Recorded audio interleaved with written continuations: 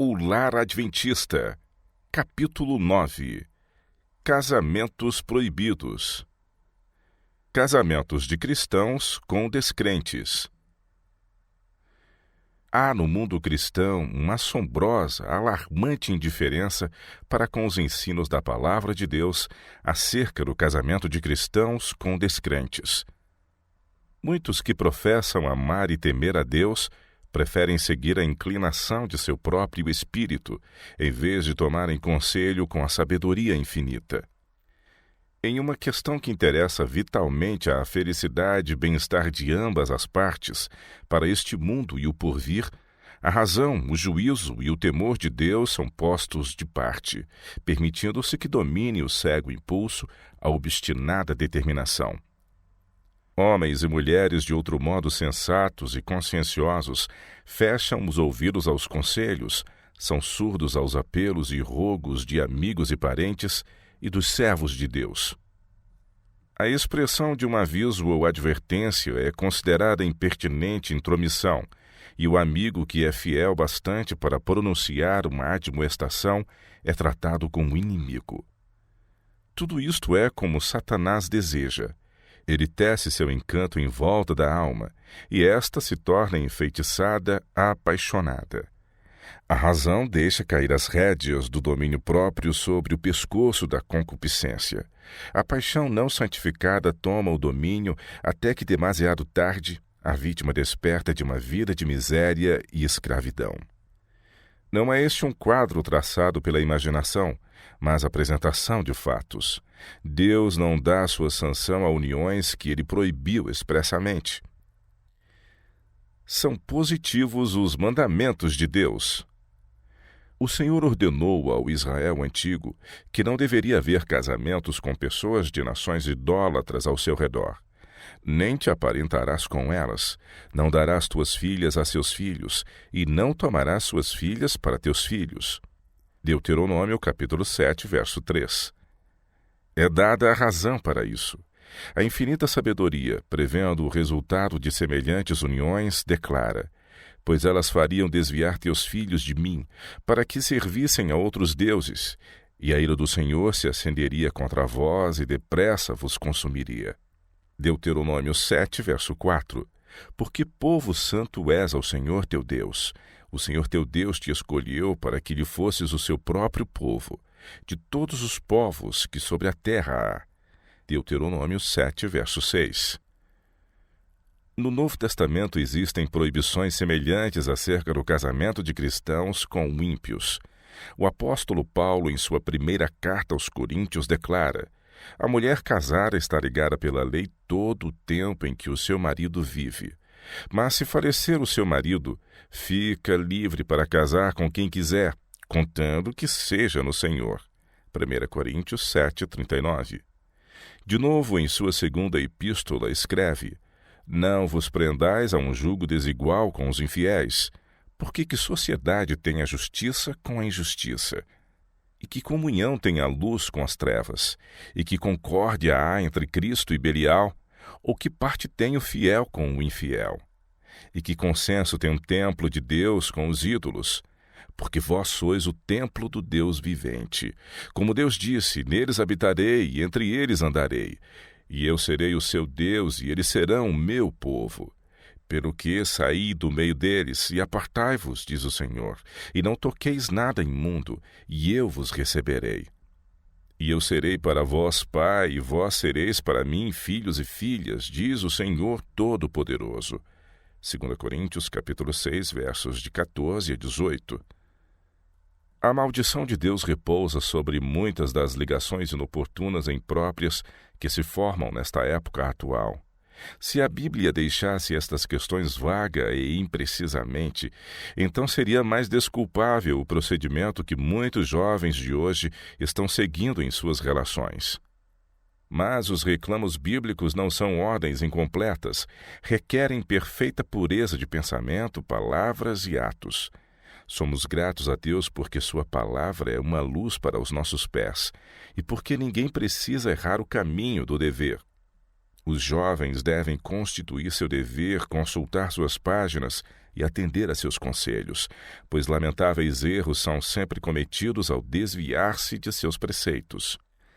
Deus proíbe que crentes se casem com descrentes.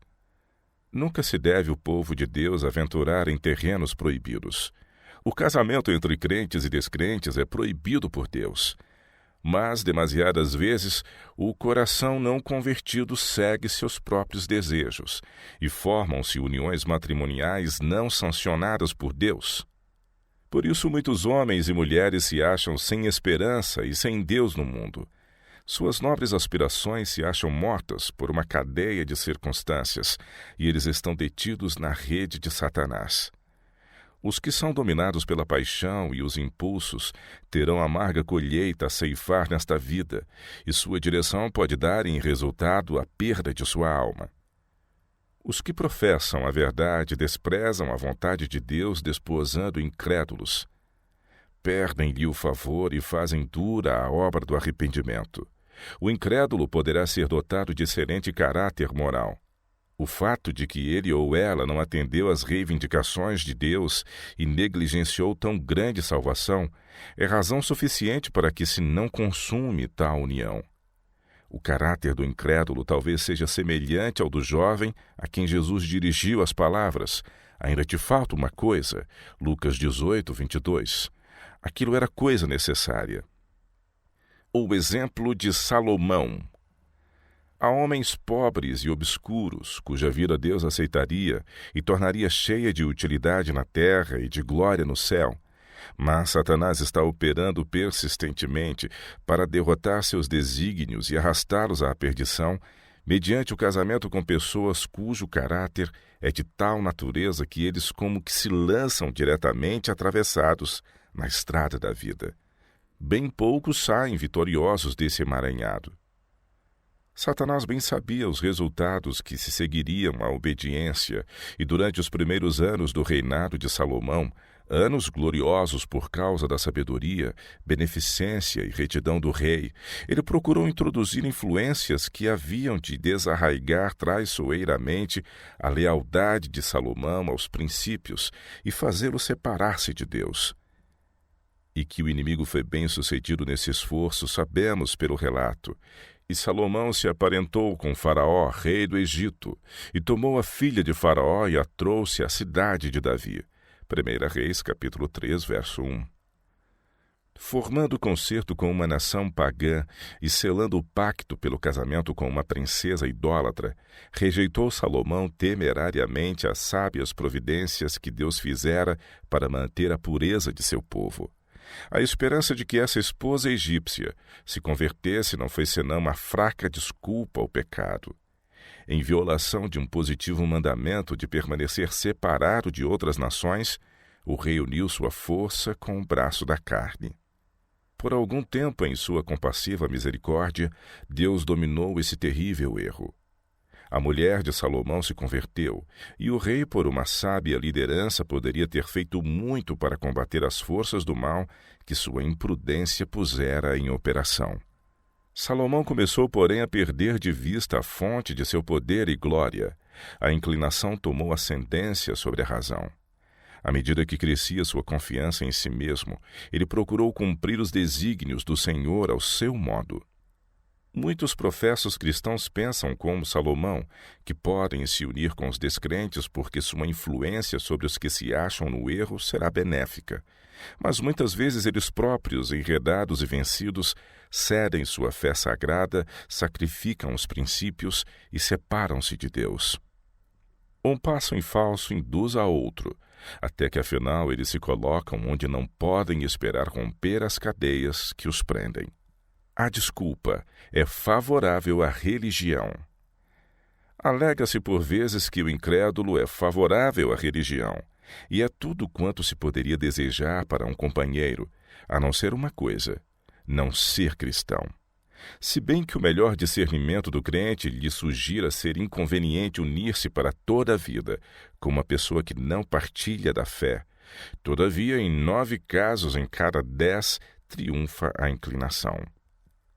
O declínio espiritual começa no momento em que se proferem os votos no altar, O fervor religioso é arrefecido e vão sendo derribadas uma após outra as fortalezas, até que se encontram ambos unidos sob a negra bandeira de Satanás. Mesmo nos festejos das bodas, o espírito mundano triunfa na consciência da fé e da verdade. No novo lar não é respeitada a hora da oração. A noiva e o noivo preferiram-se um ao outro e despediram a Jesus. A mudança no crente. A princípio, talvez o incrédulo não manifeste oposição. Quando, porém, é apresentado à sua atenção o assunto da verdade bíblica para que o considere, ergue-se imediatamente o sentimento: você casou comigo sabendo que eu era o que sou, não quero ser incomodado. Daqui em diante fica entendido que são proibidas as conversas sobre seus peculiares pontos de vista. Caso o crente manifeste qualquer zelo especial com relação à sua fé, pareceria descortês para com aquele que não toma nenhum interesse na vida cristã. O crente raciocina que nas novas relações tem de conceder alguma coisa ao companheiro de sua escolha.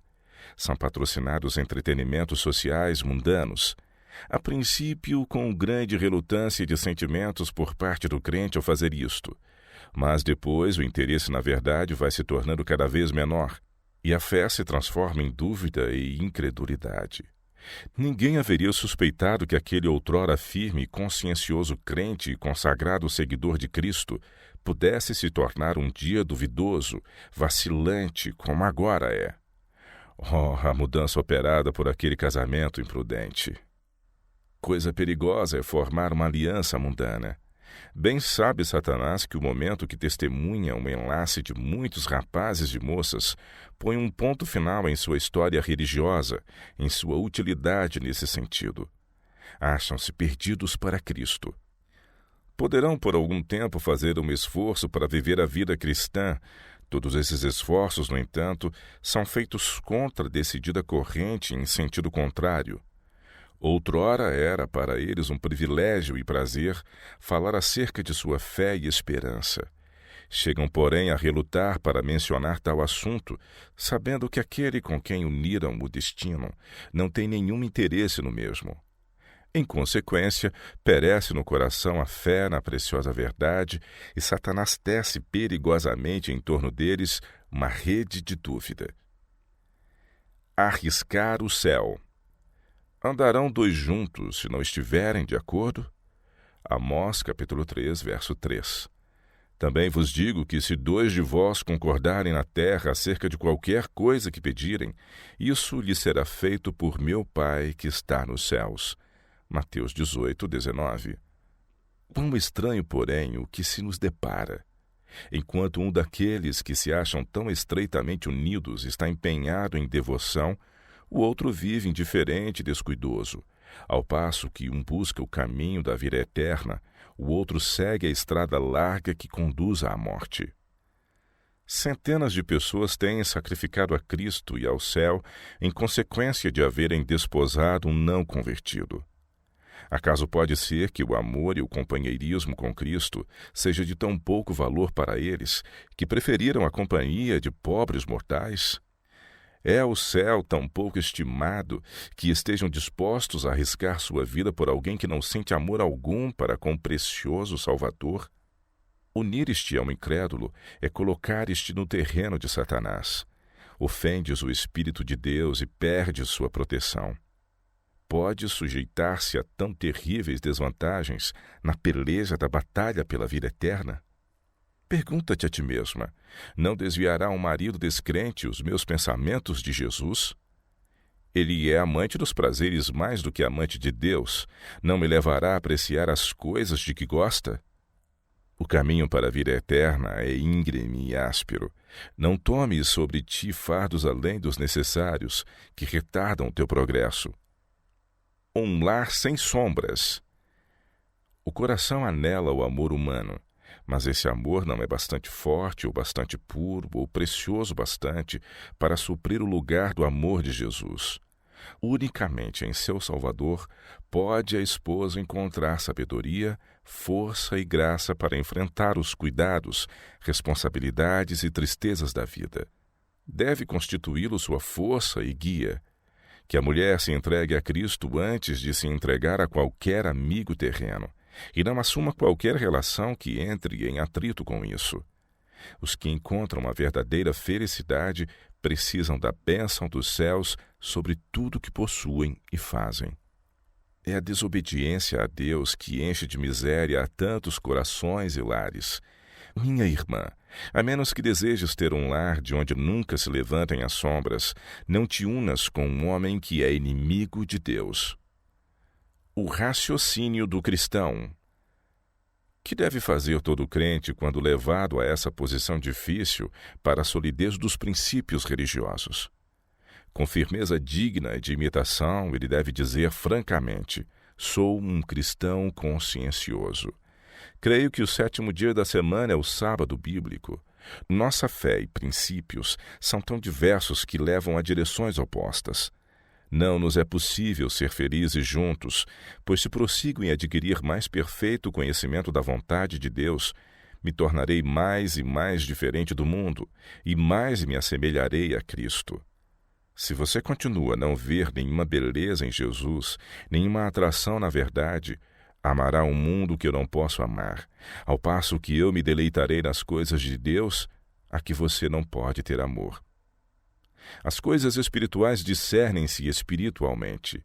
Sem discernimento espiritual, você será incapaz de ver os direitos que Deus tem sobre mim, ou de avaliar minhas obrigações para com o Mestre a quem sirvo. Então você achará que o negligencio por causa de meus deveres religiosos. Não se sentirá feliz, terá ciúmes da afeição que consagro a Deus, e me sentirei só em minha crença religiosa. Quando se mudarem seus pontos de vista, quando seu coração atender aos reclamos de Deus e aprender a amar a meu Salvador, então poderemos reatar nossas relações. O crente faz então por Cristo um sacrifício que sua consciência aprovará, e que mostra que ele estima a vida eterna demasiado alto para correr o risco de perdê-la. Sente que melhor lhe é permanecer solteiro do que ligar seus interesses por toda a vida com uma pessoa que prefere o mundo a Jesus e que o buscaria levar para longe da cruz de Cristo. Um casamento bem fundamentado. Só em Cristo é que se pode com segurança entrar para o casamento. O amor humano deve fazer derivar do amor divino os seus laços mais íntimos. Só onde Cristo reina é que pode haver afeição profunda, verdadeira e altruísta. Quando um dos cônjuges se converte depois de casado. A pessoa que entrou para a relação matrimonial, quando ainda não convertida, coloca-se pela sua conversão sob uma obrigação maior de ser fiel à pessoa consorte, por mais que difiram com respeito à fé religiosa. Todavia, as exigências de Deus devem ser postas acima de toda a relação terrena, mesmo que provas e perseguições possam ser o resultado. Com espírito de amor e mansidão, esta fidelidade pode ter influência no sentido de ganhar o descrente.